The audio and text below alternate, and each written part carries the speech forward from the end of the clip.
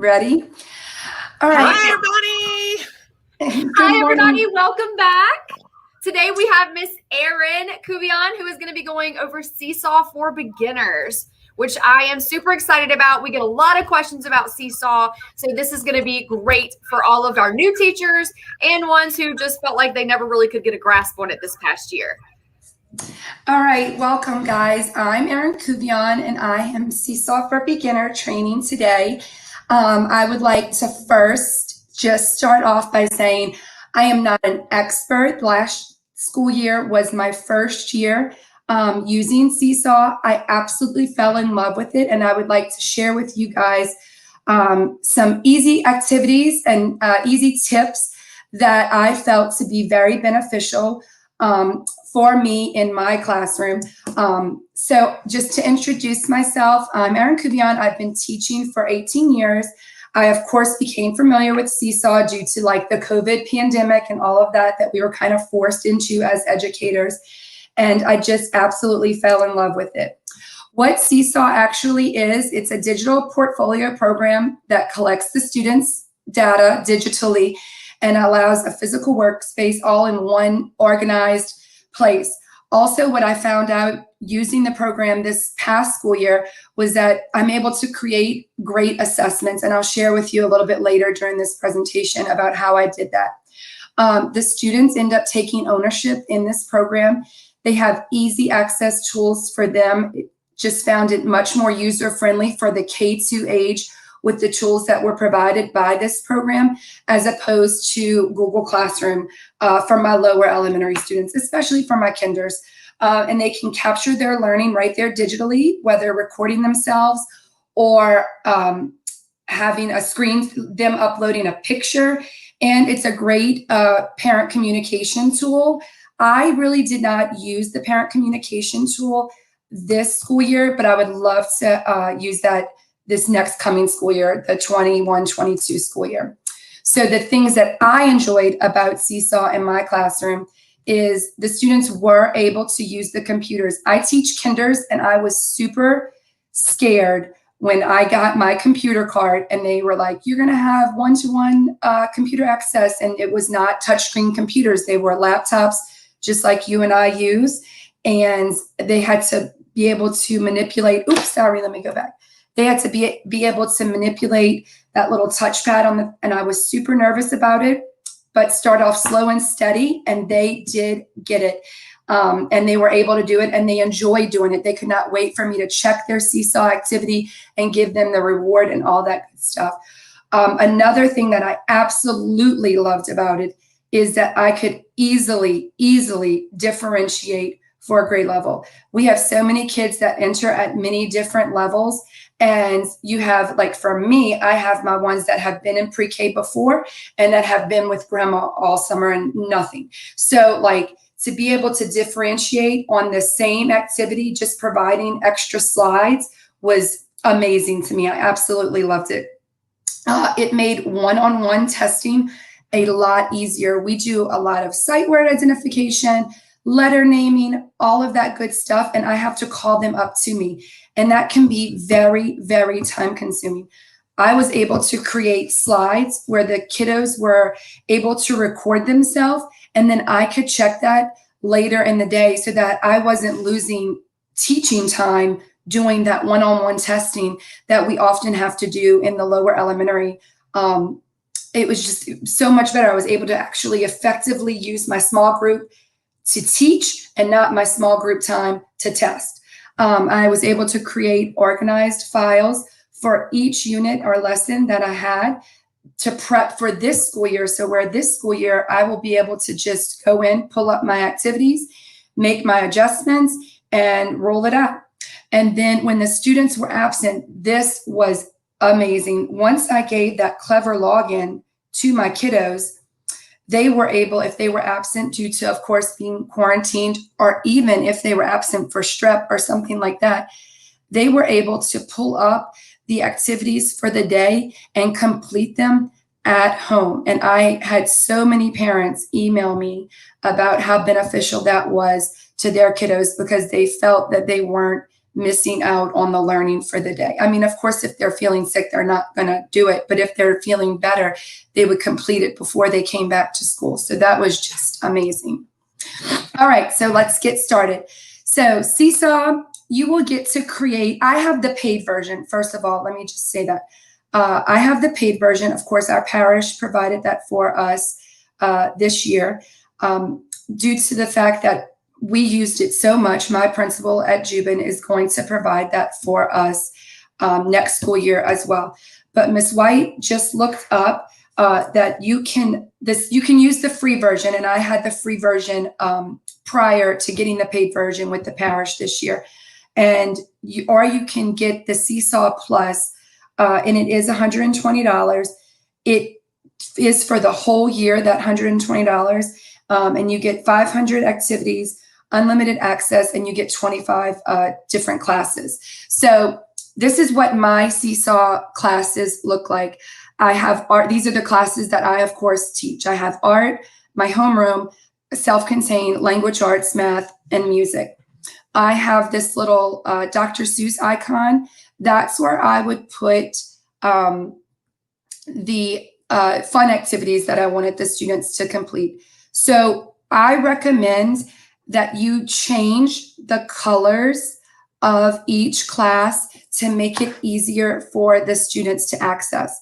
So as you can see, my math is red, my language arts is green, my self-contained, this is where I would put my STEM activities or my science and social studies, because that kind of falls under one umbrella for us as kinders.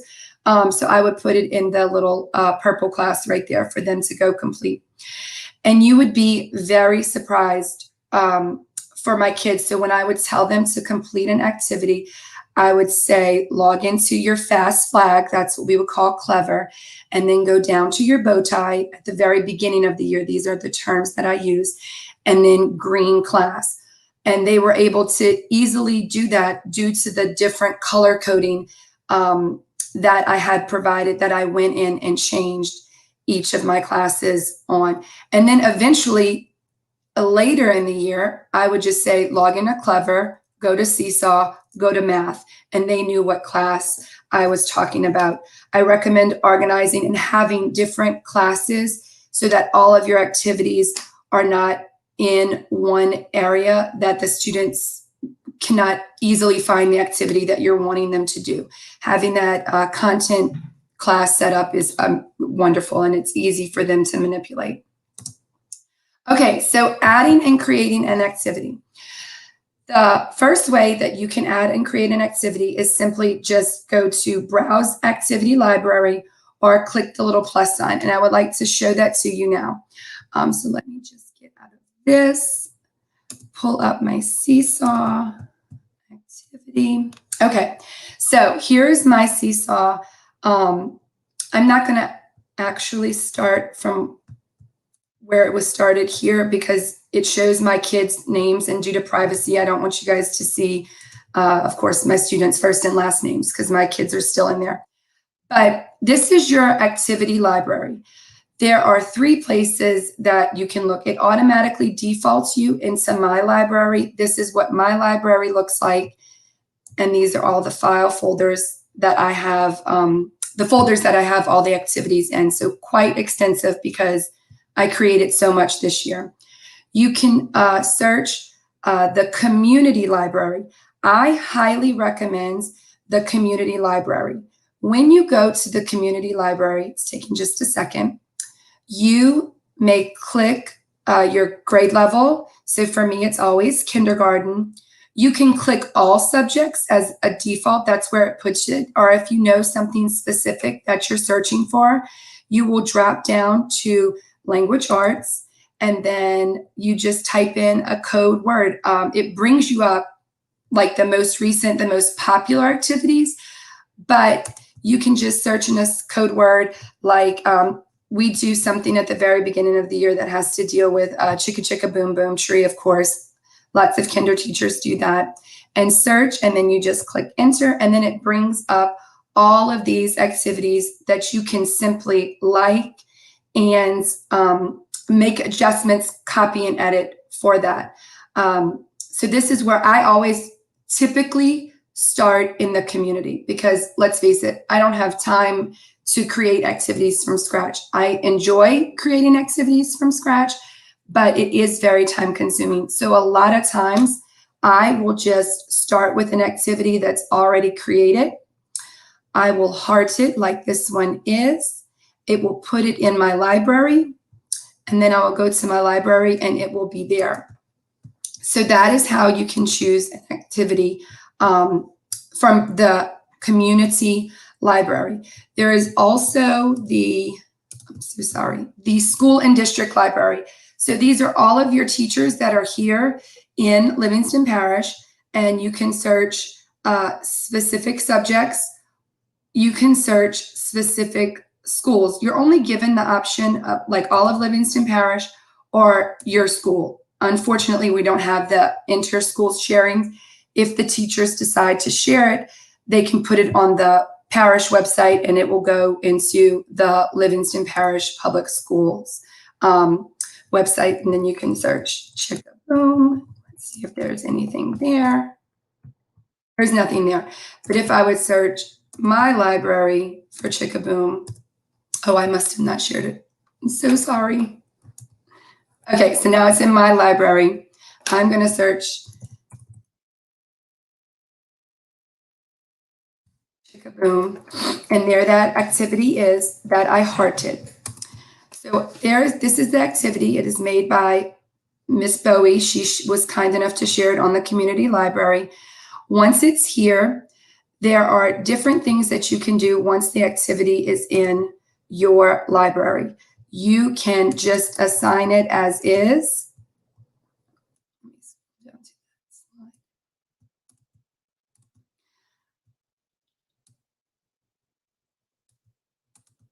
You can assign it as is, or you can assign copy and edit. So these three dots right here are where you can copy and edit the activity.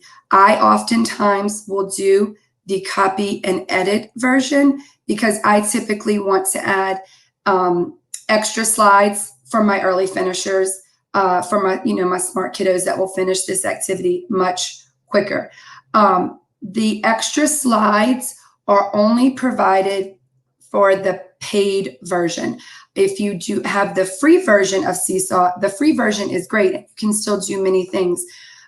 You just only are allowed to have one slide per activity. All right, so let me go back to my presentation. And we'll start from here. Oops, so sorry, I thought it from current slide. Okay, so you heart it, you put it in there. All right, so once it's in there, you can assign as is, and you will simply just click the assign button. And I will show you how you can put that in specific content areas in just a second. Copy and edit, that's typically what I do because I want to add something. Or you can share with your fellow teachers once you make it perfect, and I'm going to show you how to do that. Okay, creating an activity from scratch. That is a little bit more tricky, but it is very easy once you get the hang of it.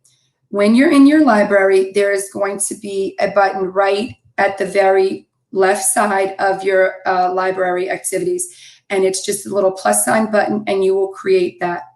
Once you click that button, I'm sorry, not create, you will click that. Once you click that button, it's going to bring you up to this slide right here. This is just a little snippet, and I'm going to show you that in just a minute. You will name your activity, and then you can type directions for your activity, and I have a snippet that I'm going to show you in just a second about the directions sheet. And then you will add students, you can add a template or other options, and we'll show you. And these are the options for your template. You can add a photo, like of a worksheet that you took a picture of that's saved to your computer. You can start from scratch and draw something on your own. I typically do not do that because that can oftentimes be challenging, and I'm not the best drawer. Or you can add a video clip.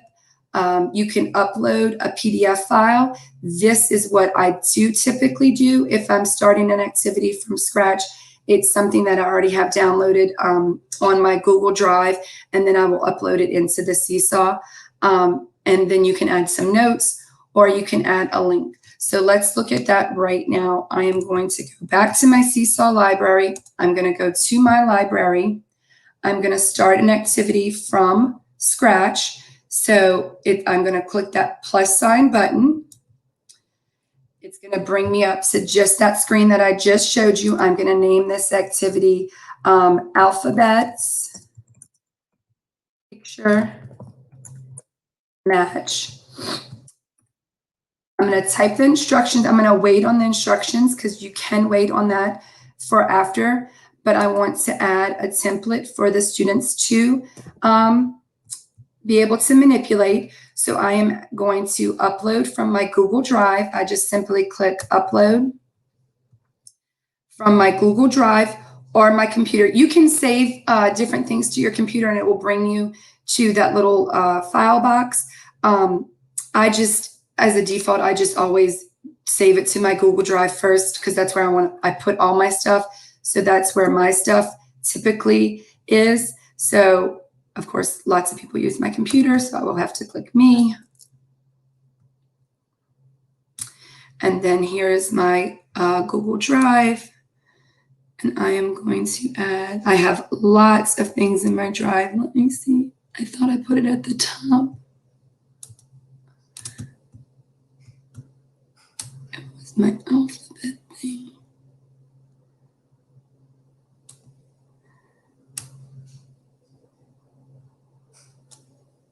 I guess I should have looked up for the name of what it was. It is alphabet items.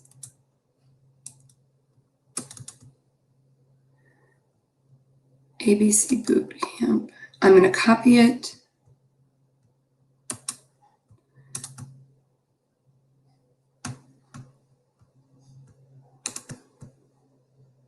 Here it is.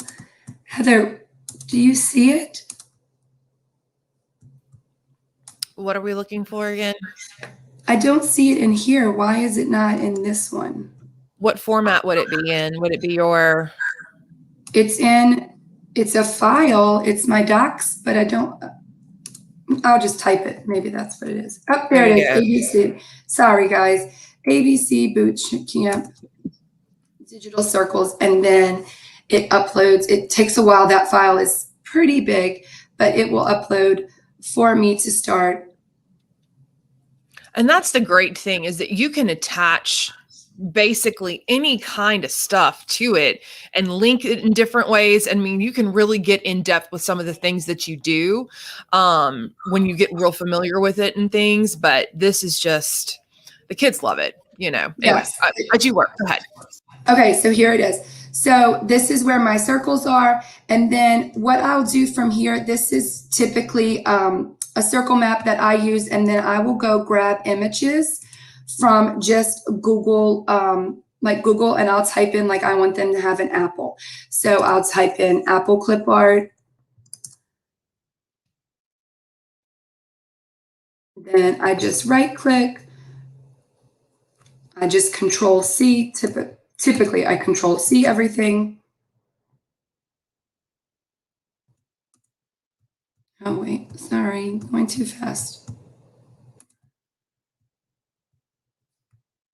Control C, and then I go back to my Seesaw slide, and then I will Control V. Did it not clip it?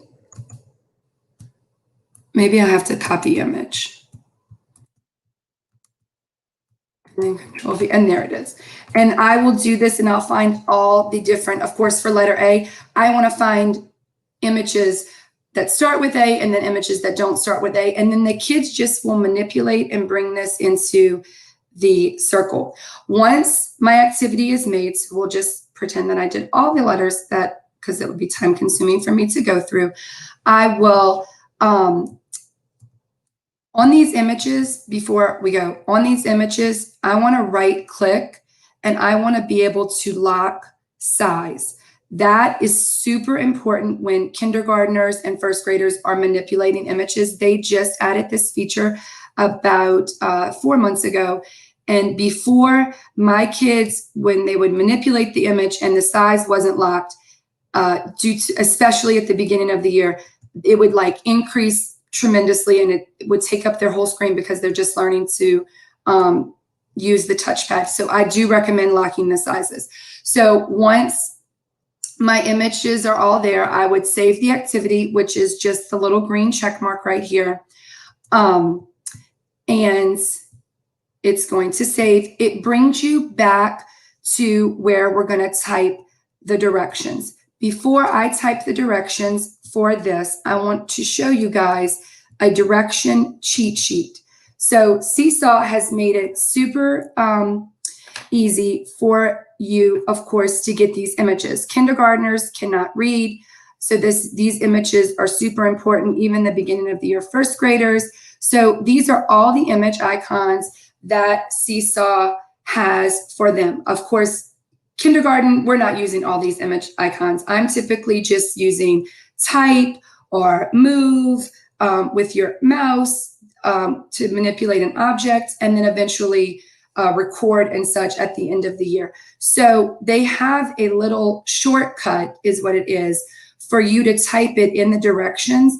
The link is attached to this presentation so that you would be able to have this printout whenever I'm making an activity. I always have this like laminated printout right here for me to have so that I'm able to easily type in what I want the directions would be, and then the image would just automatically come up for them. So if I type in click, and then I do semicolon arrow, whenever it goes out to the kiddos, it's going to have that image automatically come up as in the directions, the image of the arrow. So then here is the activity.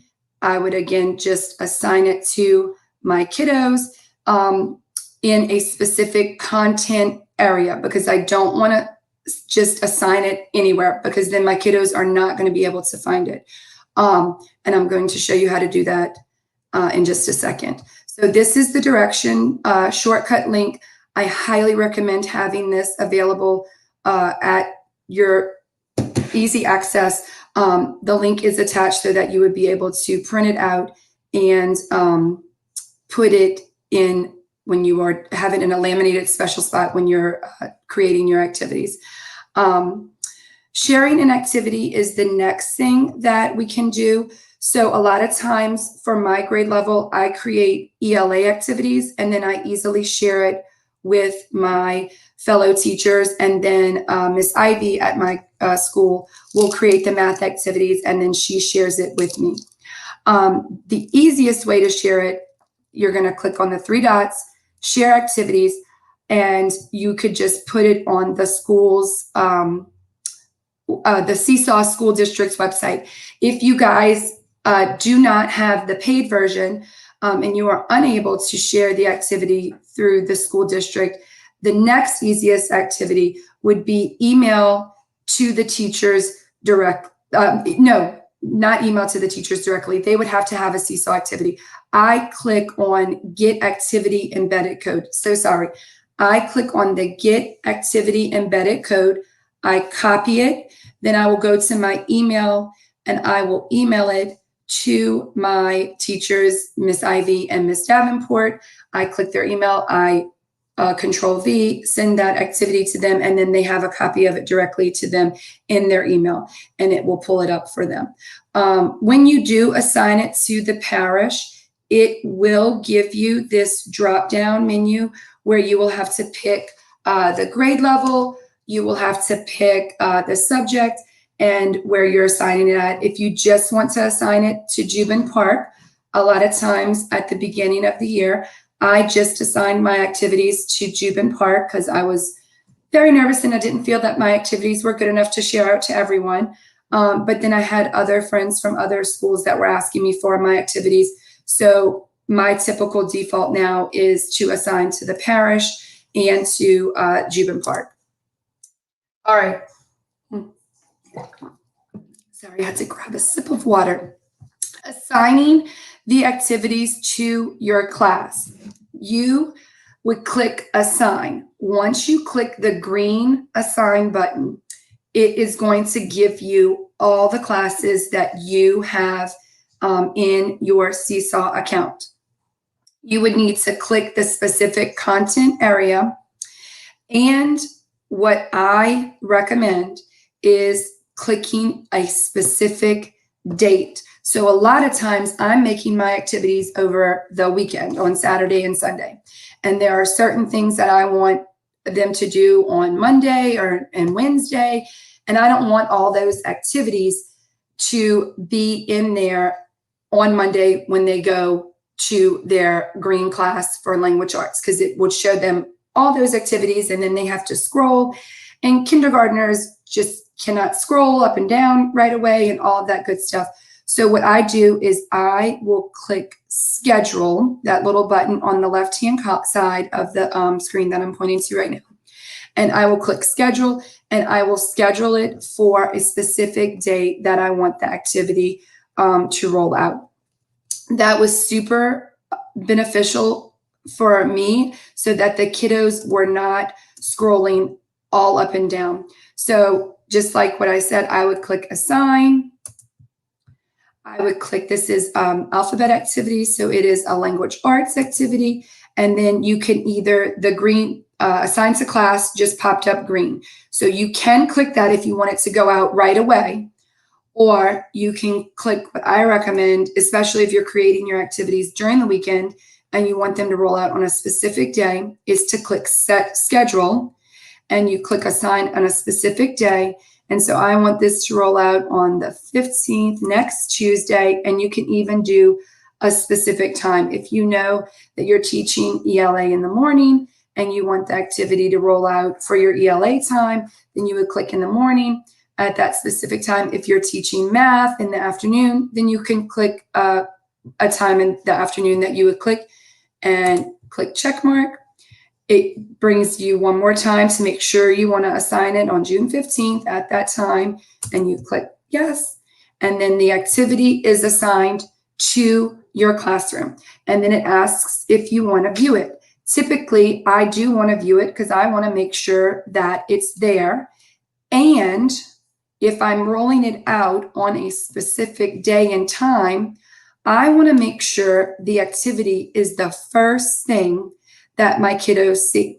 So when I click view the activity, there it is in my language arts. It's scheduled for June 15th. I'm going to click these three dots right here. So these three dots, it will let you go back in and edit it. If you feel like you've forgotten to put something in there, it would allow you to get the student link.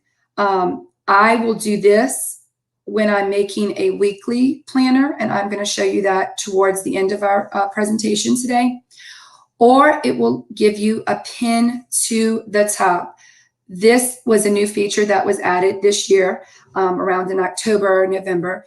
And this is great because this is the first thing that I want my kiddos to see. So I will click pin to the top, and it's going to tell me one more time that this is the activity that I want to pin to the top, and I'm going to pin it so that when my kiddos go into their Seesaw, there may be other activities that they've done later in the day, earlier in the week, not later in the week because I'm going to have those scheduled. So they would not see those activities. They do not see the scheduled activities. They only see the activities that have been assigned.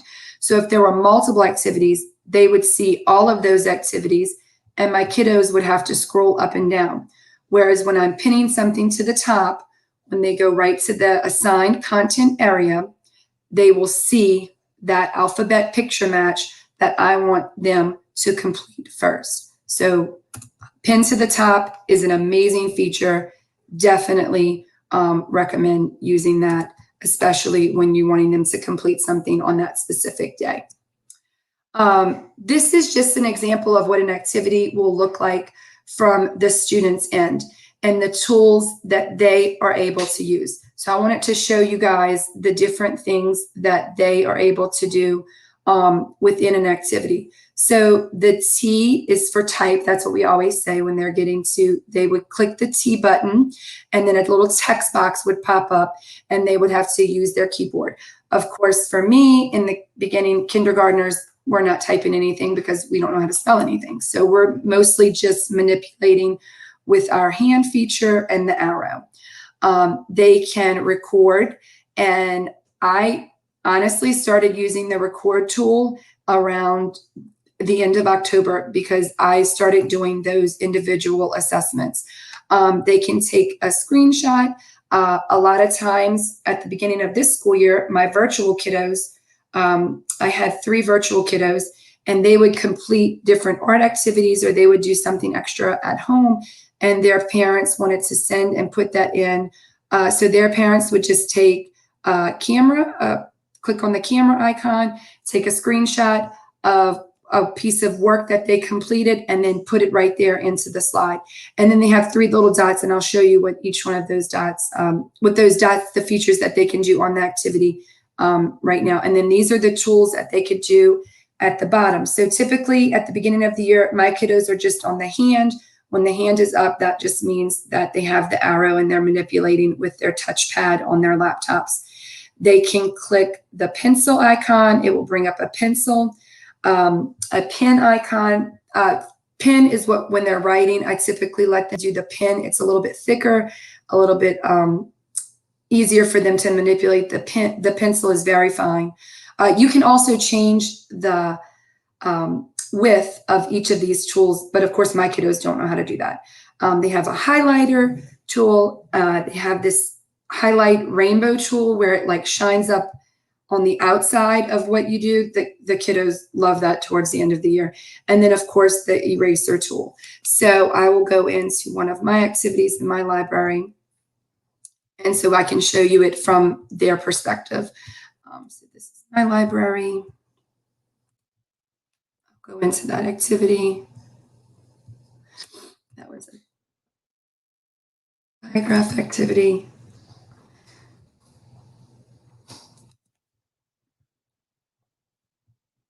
Maybe it was SH.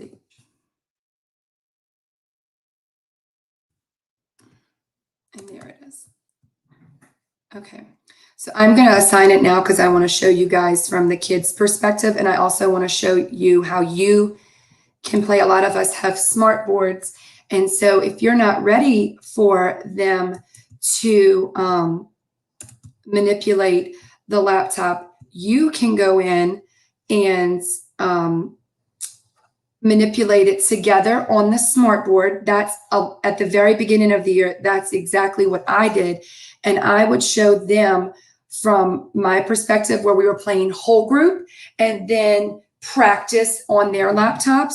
So when it's on, you would go to your language arts class. You would click right here, add a response. Oh, my kiddos are going to come up. I'm so sorry, just for a quick second. And I would click sample student. Sample student is what you want to play as. So here is the text box that I told you that would pull up whenever you would click that button. I want to click it and delete it, of course, because we just want to manipulate. So the finger tool is what's pulled up, and they are manipulating these pieces and putting them where they belong based on their beginning sound. This is the microphone, the camera, and here are the 3 dots that I wanted to show you. They are allowed to add a link, a background, and a voice. Of course, my kindergartners are not doing these features, but some of the first grade and second grade teachers would have them use these things. Mostly my kindergartners would just use the shapes icon when they would have to add a different shape. So that's just what the 3 dots are for. But I would like to show you the record button just real quick, because since we have this activity open, I want to show you how easy it is for them to record something. So when I'm wanting them to record their voice or reading words or anything, they just click the microphone and you just click the words start recording, and it automatically just records their voice. And then there's a super easy little green check mark that they click when they're done. And I was super scared of this feature, this tool, for Seesaw, but my kids were able to use this tool with practice, of course, at the end of October. And I use this a lot during individual assessments. So let's go back. So we'll be here. When you are creating all these activities, it will tend to get lost in the rabbit hole of Seesaw, and they will keep your activities. You can see right here at the top, this is a screenshot of my activities that I do not have in a nice organized folder. I still have 145 activities that I have to organize because I, at the beginning of the year, was just in the thick of it, right? Like I'm just trying to teach, I'm trying to create these technology things, trying to deal with my virtual students too, and it just got too much. So my goal this summer is to go finish putting the rest of those activities into a nice little organized folder. But in your library, you will need to be in your library. In my library, you will scroll down and you will see this feature right here, and it says create a new collection.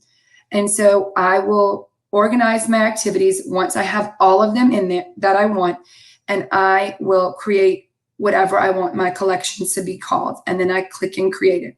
So just a little sample. This were the week we did Valentine's. I created a little Valentine activity. That was the name of my collection. All of my activities that were in my library, I assigned them and put them in this. And I put them, I did not, they were already assigned, but I put them in this folder. And then I want my folders to be easily recognizable for me, for when I find, for me to locate. So I will typically edit the folder, and I will make it a color that I want it to be. So like for Valentine's, it defaulted to like, say, gray. Well, I don't want Valentine activities to be gray. I'm not going to remember that Valentine activities are gray. I needed them to be red. So I changed the color of my folder. So let me show you what that looks like from the perspective of a teacher. So I'll just click that I'm done with this. Okay, and I will go. Okay, so now I'm in my library. I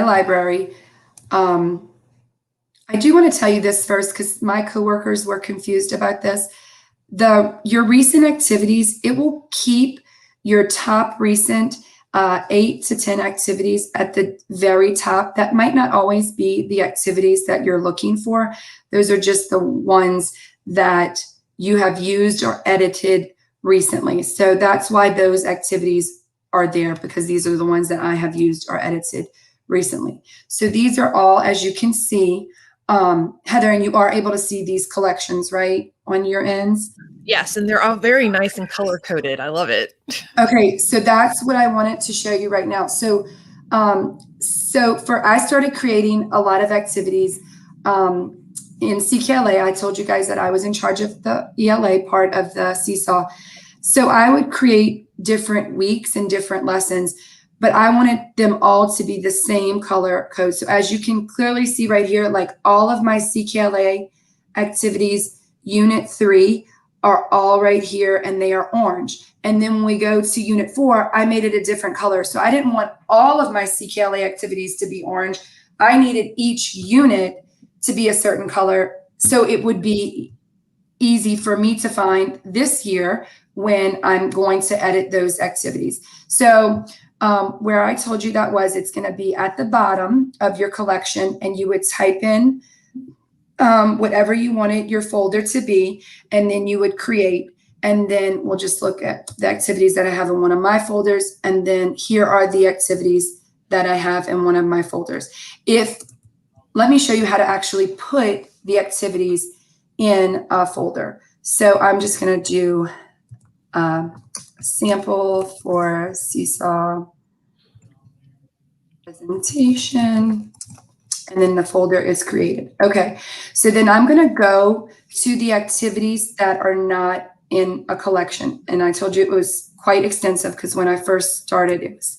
So right here, these are all of the activities, and there's so many that you can see that are not organized.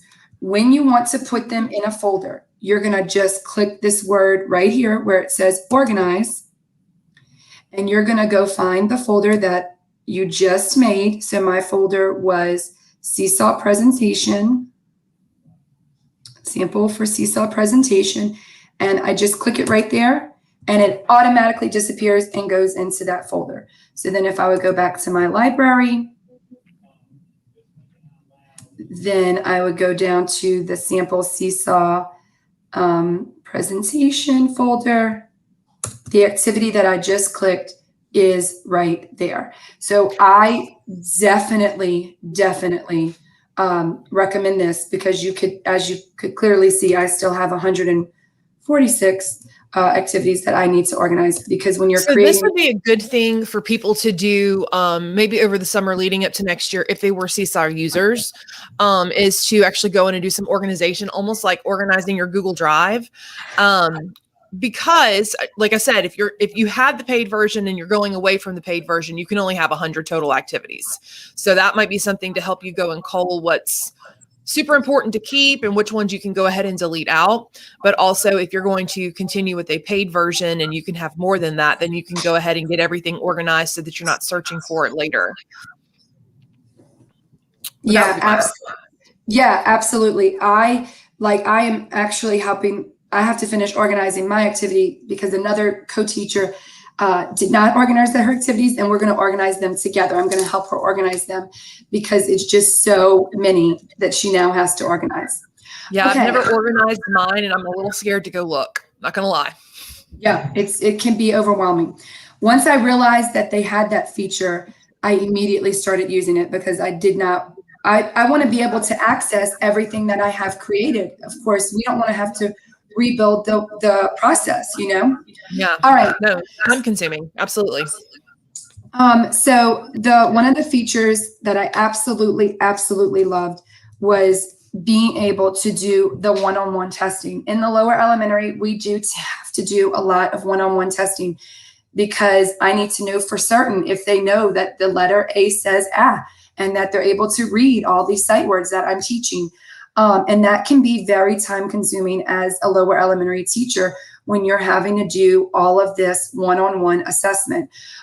So these are some things that I used Seesaw for to do that one-on-one assessment: reading sight words, seeing if they could orally read sentences, of course, any type of word reading that I wanted them to do. And students were even writing a sentence and then taking a snapshot of it and then sending it to me. So that was great ELA skills. Math skills, orally counting, identifying their numbers, matching numbers to sets, and even adding and subtracting. And then they could do, they would explain experiments and take videos of different STEM activities. So this is just some sample lessons. And this is from a second grade teacher that sent this to me. And these were some words that her students had to read, because I wanted to show you at different grade levels. I can read this week's sight words. There, about, explain, school, were, because, able, between, different, couldn't. So when I can read this week. Sorry, I'm pausing it. Sorry. So when this teacher was listening to this particular student read those sight words, she had a paper copy of the sight words, and then that uploaded to the student's screen. And when you heard him reading, as you just heard, he read the word where incorrectly. So while she was listening to him reading the words, she just took that pencil tool that I showed you and she circled it on her end. And then she sent this back to him, kept this for her to know that he missed one of the sight words for the week. So that a great way of you listening to it later and not having to use your teaching time during the day to assess these sight words, because you need to know if they can really read these sight words. And there's only one way to do that, is actually having them come up and listen to them, listen to them read it to you. This was something that I did in my classroom. The kiddos I just did this snapshot of these flower us with different team numbers. We were doing team numbers and we had done it. I wanted them to orally read these numbers. As they're reading the numbers, they're taking the pencil tool and circling the number so that I know they're saying the correct number that they're circling. So here's a sample of that. My little kiddo reading his numbers. 17. Oh, sorry. And reality is that you're probably going to have a lot of background noise when you are listening to this in the classroom, because typically my students are doing their Seesaw. If it's not during the lesson, it's during workstations. I do a lot of small group teaching, and so we do a lot of workstations and centers. So there will be lots of background noise, but you can still hear him very clearly. 20.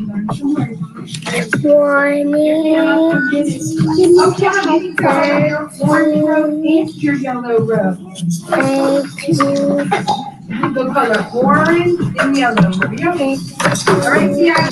And we'll stop it right there because it's just for you to see a little sample. So he identified all of these numbers correctly.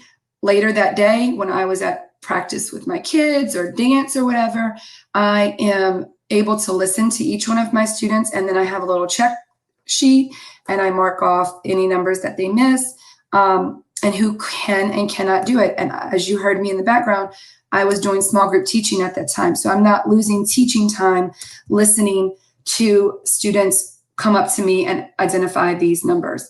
And then this was in a first grade teacher's classroom doing a science experiment, and they took a video of it of what. I learned that if the air moves one way, the rocket moves the other way. And I'm sorry, not a video, it was a snapshot, and they used the camera tool for this.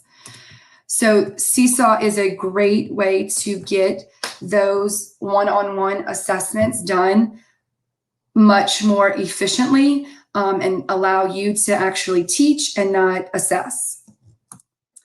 The final thing that I kind of want to go over and show you guys is something that I started doing for CKLA later in the week, and then we would actually do this for all of our activities in ELA, writing, phonics, reading, and in math. And we would create a weekly learning plan.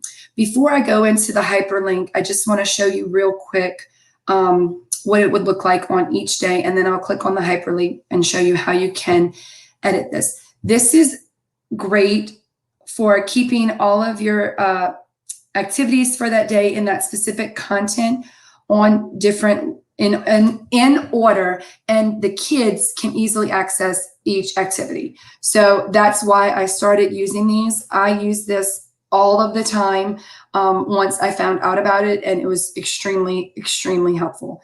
So I'm going to click on the hyperlink. This was created by someone else. I did not create.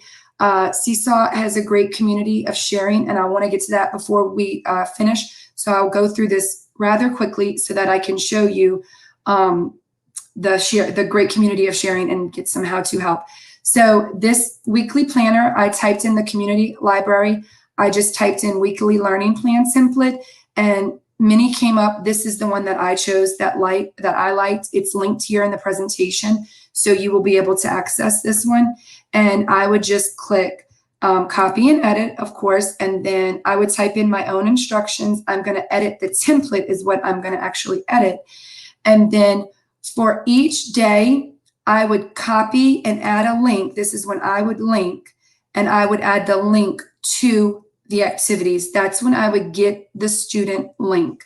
The 3 dots that said get student activity link, that's what I would click, and I would put it right here. It would then come up and allow me to have that and put it on a different number. So I'm just going to kind of toggle between the activities so I can show you just real quick.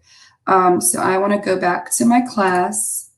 I want to go to language arts. I will get the activity link right here. Typically, I'm using the snipping tool, and I am going to take a picture of it because I want it to look, for my kiddos, I want it to look exactly like what the activity is going to look. The snipping tool is your best friend when using Seesaw, by the way. I use it all of the time for everything. So I just take a snapshot of the activity, I edit, I copy, I go back to the weekly agenda. I'm going to Control V and put a picture. And this is going to be, say, the second thing that I want them to do. Then I toggle back. I go to that activity. I click these three dots right here. That was one of the choices, get student link. So I'm going to click that. I'm going to click copy. I'm going to click on this picture and I'm going to, my picture's moving. Hold on. This is definitely lock the size and lock it down because the kiddos, sorry, you don't want to lock before you add the activity. Sorry about that. So I'm going to click the picture. I'm right clicking. I'm adding that link that I just copied from the activity. I'm going to just Control V. It added the link right there. I click the check mark. Now you can see that when I hover over it, it adds this little link right here. For my kiddos, when I'm using a weekly planner, I always make sure that little link lines up with the number because it's just so easy for them to find it that way. If it's not lined up, it just makes it more challenging for the kiddos to find.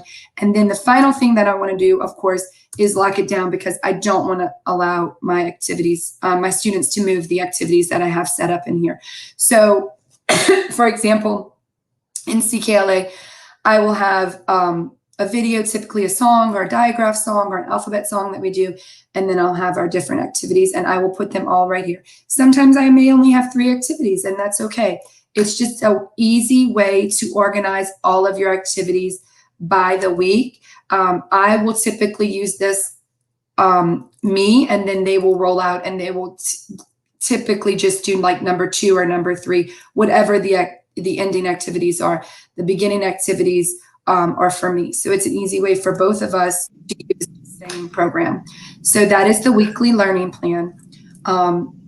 And I have that attached here, but there are others. This is just the one that I thought was more appealing to my grade level, but there are definitely others too if you wanted to. I mean, it would be in a Google slide, easily make that, save it as a picture. But I love this because I feel like you're setting your students up for success. Because, I mean, you say that, you know, you didn't think that they could do it even though they were 5. But if you set it up like this, then you're enabling them to be able to do it and be successful with it. And they're not having to hunt and search for a bunch of activities when their reading level is, you know, kind of low. So just because by their age, they're just not, you know, there yet. So, okay. Why don't you go ahead and share the help in the resource page with them? Yes. So this is the help and the resource page, and all of the links are there. Seesaw has a great community and they will answer your questions very quickly. However, what I loved even more, and they are all linked, is the Seesaw for each grade level. If you put a question out there, I reached out to Heather this year. I had a question. Heather didn't know the exact answer, or we think they didn't know what it was. I wanted to copy a whole slide and I was unable to do that.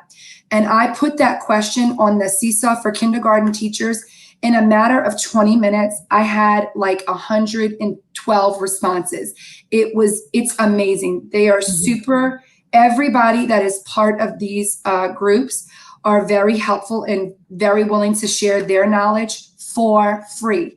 Also, a lot of times on these Facebook groups that I have attached right here, Seesaw for Kinders, Seesaw for First and Second, teachers will create activities and they will share their activity that they created so that you don't have to reinvent the wheel. We all need to be in this together and be a collaborative community. And so they're willing to put their activities that they took their time and effort creating out there for you to access for free. And so you don't have to reinvent the wheel. If you're looking for something specific on teaching diagraphs, there could be teachers that have already created many activities for you so that you don't have to reinvent the wheel. So I highly recommend whatever grade level you're teaching, become a member of the Facebook Seesaw community, because it is a great resource. Great resource. Right. And they have them for all grades. All grades, not, because I was a member of a 5th grade one. So there's tons of resources that are out there. And by using these groups right here, then that way you don't necessarily have to go and hunt down in the activity library. And Seesaw website in and of itself has a great help page. So Yes. Erin, thank you so much. This was just fantastic. I love the ideas of the boards and having the kids do the individualized assessments and things. So good stuff. And I do appreciate that. Make sure, guys, that you do fill out our survey and attendance link so that you can win some great prizes. Let us know what you thought. And if you have any questions on Seesaw, feel free to reach out to myself. Feel free to reach out to Erin. We will help you do whatever you need. If you need a little assistance on how to create those boards and things, then we are definitely here for you. And keep in mind, this video will be here forever. So if you ever want to go back and look at it, and we will timestamp it, so that way we can kind of hit those important points, so you don't have to rewatch the whole thing. Right. So every little kind of topic she covered, we'll make sure that you can click and go directly to. So, all right. Well, thank you, Miss Erin. Thank you so much, Erin. Appreciate it. Thank you, guys. All right. Well, you have a great day. And next up is K through 2 new line panels. We'll see you in a few.